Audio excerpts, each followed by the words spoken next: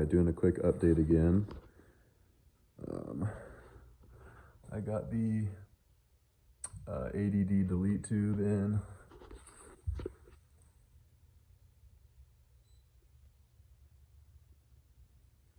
So that's all good to go.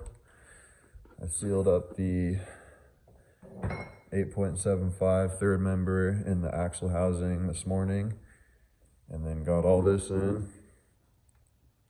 So I got my Fox shock in.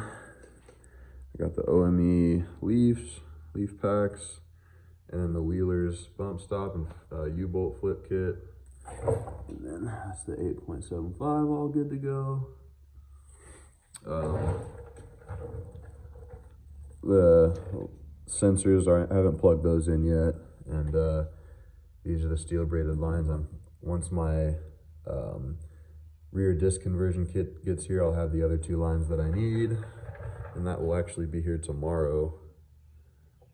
So yeah, it wasn't too bad putting all this together. Everything went pretty smoothly. It was a little heavy trying to balance all this stuff by myself while I was putting it in, but it wasn't too hard.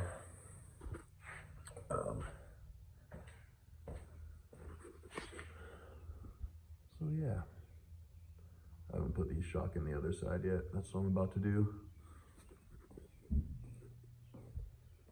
Finally starting to look like a truck again with some parts under it.